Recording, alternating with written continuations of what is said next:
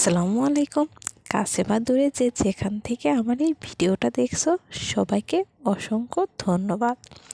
আমি সীমা, এখন বগুড়া থেকে তোমাদের সাথে নতুন একটা ব্লগ শুরু করছি। যারা আমার ভিডিওটা দেখা শুরু করেছো প্লিজ একটা লাইক দিয়ে ভিডিওটা দেখা শুরু করো।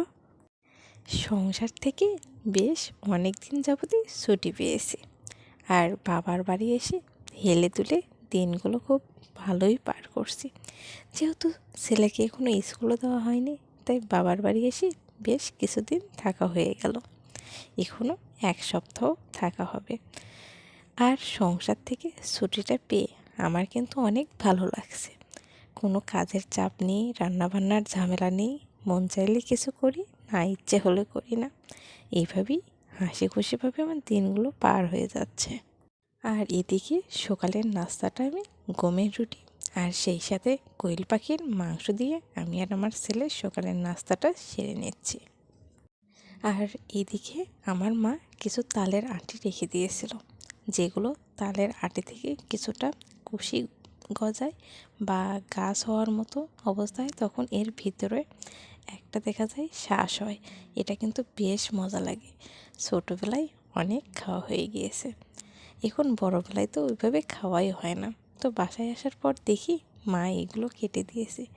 সত্যি কথা, একদম ছেলেবেলায় ফিরে গিয়েছিলাম। কী যে ভালো লাগছিল এই জিনিসগুলো খেতে।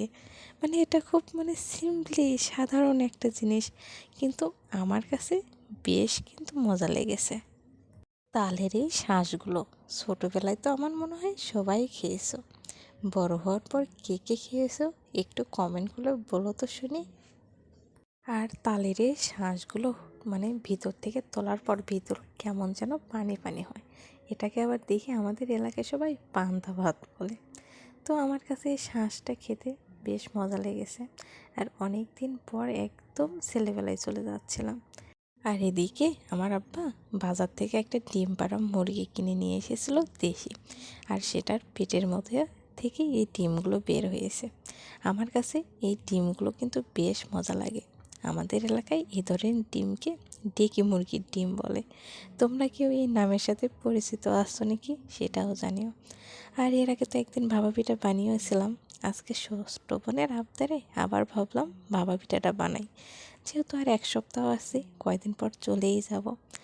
তো ভাপা পিঠা বানানোর জন্য যে গুঁড়াগুলো একটু হালকা পানি দিয়ে মেখে তারপর কিন্তু একটা জালি দিয়ে সেঁকতে হয়। তো এটা দেখা যায় কোনো প্লাস্টিকের জালির থেকে এই ধরনের বড় মশারির জালি বা যে কোনো পাতলা জালি হলে বেশি ভালো হয়, আর খুব তাড়াতাড়ি এই গুঁড়োগুলো পোঁছা হয়ে যায়। আমাদের বেশ কয়টা ভাপা পিঠা কিন্তু বানিয়ে খাওয়া শেষ হয়ে গিয়েছে। ভাবলাম কিছুটা ভিডিও তোমাদের সাথে শেয়ার করব, সেই জন্য নিই। আর এদিকে তো আমার মায়ের ডায়াবেটিস, সে তো মিষ্টি ওইভাবে খেতে চায় না, আর খাওয়াও যেহেতু সম্ভব হয় না, তাই তার জন্য গুড় ছাড়া ভাপা পিঠাটা তৈরি করে দিচ্ছিলাম। আর এখন আমার কলিজার আপু ভাইয়াদের উদ্দেশ্যে কিছু কথা বলি। তো এখন আমার চ্যানেলটা বেশ 1 মাস হয়েছে। আগের চ্যানেলটা তো আমি বাদ দিয়ে দিয়েছি। 1 বছরে যখন দেখলাম যে কিছুই করে উঠতে পারলাম না, তখন আমি ওই চ্যানেলটা বাদ দিয়ে আবার এই নতুন করে চ্যানেলটা খুলেছি। ইউটিউব একটা নেশা বা যে কোনো কিছু তোমরা বলতে পারো, একটা মায়াজাল। এখানে একবার ঢুকলে সহজভাবে বের হওয়া যায় না, আর বের হতেও ইচ্ছা করে না। দেখা যায় মনে হয় এর ভিতরে থাকি, ভালো লাগে। ভালো লাগা থেকে আমার মনে হয় আমরা যারা ভিডিও বানাই সবাই ভালো লাগা থেকেই কাজটা করি। আর যে আপুরা বা ভাইয়ারা আমার ভিডিওগুলো দেখে, আমি তাদের ভিডিওগুলো নিয়মিত ফলোস করি। আর যেহেতু আমার নিজের একটা সংসার আছে, নিজের ভিডিও বানাই, সেই ভিডিও দেখি, সেটা আবার আপলোড করি। আবার নিজের ছোট একটা বাচ্চা আছে, তো সব মিলিয়ে দেখা যাচ্ছে একদম হিমশিম খেয়ে যাচ্ছে। আর যেহেতু আমার ভিডিও যারা দেখে তাদের ভিডিওটা কিন্তু আমার ওয়াচ করা উচিত, আমি এটা মনে করি। আর সেটা আমি ফলোসও করে দিই সব আপুদের ভিডিও বা ভাইয়াদের ভিডিও। আর বিশেষ করে যারা আমার ভিডিওর নিচে কমেন্ট করে তাদের প্রত্যেকের চ্যানেল থেকে আমি ঘুরে আসি, আর তাদের ভিডিওগুলো আমি ফলোস করে আসি। আর প্রত্যেক দিন ভিডিও দেওয়া আর সবার ভিডিও দেখা, এটা আমার জন্য খুব বেশি কষ্টসাধ্য হয়ে যাচ্ছিলো। এই জন্য বাবার বাড়ি আসার পর সিদ্ধান্ত নিলাম যে এখন যেহেতু আমার দেখা যায় অতটা কমেন্ট আসে না, তারপর দেখা যায় হচ্ছে 15-20টা এভাবে মানে 10-15টার মতো কমেন্ট অনায়াসে চলে আসে। এর ফাঁকে আমার নিজের ভিডিও করতে হয়, নিজের ভিডিওটা এডিটিং করতে হয়, তারপর বাচ্চা আছে মানে তাকে সময় দিতে হয়, তো সব মিলে একদম হিমশিম খেয়ে যাচ্ছে। এজন্য দেখা যায় যেন সবার ভিডিওটা আমি ঠিকভাবে দেখতে পারি, তার জন্য একদিন পর পর ভিডিও দিচ্ছি। একদিন আমি ভিডিও আপলোড করি আর মাঝখানে 2 দিন আমি ভিডিওগুলো নিই, রাত্রে ভিডিওতে ভয়েস দিই। আর এর ফাঁকে যারা আমার ভিডিওর নিচে কমেন্ট করে সবার ভিডিওগুলো দেখে আসি। আর জানি না আমার ভিডিও কখনো ভাইরাল হবে কি না, বা বড় কখনো ইউটিউবার হতে পারবো কি না। হয়তোবা যখন অনেক বড় হয়ে যাব বা দিনে 100টা বা 50টা বা 200টার মতো কমেন্ট আসছে, তখন হয়তোবা দেখা যাবে আমি সপ্তাহে 2টা করে ভিডিওর বেশি আপলোড দিতে পারবো না, কারণ সবার ভিডিওগুলো আমার দেখতে হবে, সেই সময়টা সবার চ্যানেলে গিয়ে আমার দিতে হবে।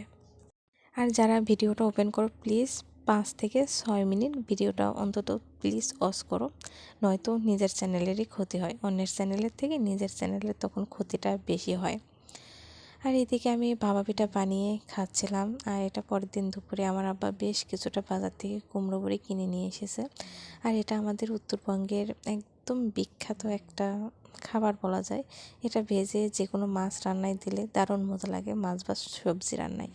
আর এই কুমড়ো বড়িটা দেখা যায় শীতের সময় বেশি করে মানে বানায় এলাকার লোকজন। আর আমার আব্বা যেহেতু বাজার থেকে কিনে নিয়ে এসেছে, তো ভাবলাম একটু কিছুটা রোদে দিই, যেন ভিতরে কোনো ভেজা ভাবটা না থাকে।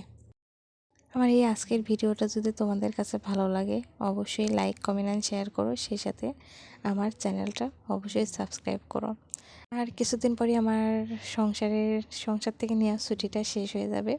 তখন যখন আমার নিজের সংসারে ফিরবো, এখানে এসে বাবার বাড়ি এসে ওইভাবে তো রান্না করা হয় না, তখন গিয়ে কুমড়ো বড়ি রান্নার পুরো রেসিপি দেবো। আজকের মতো বিদায় নিচ্ছি, আল্লাহ হাফেজ।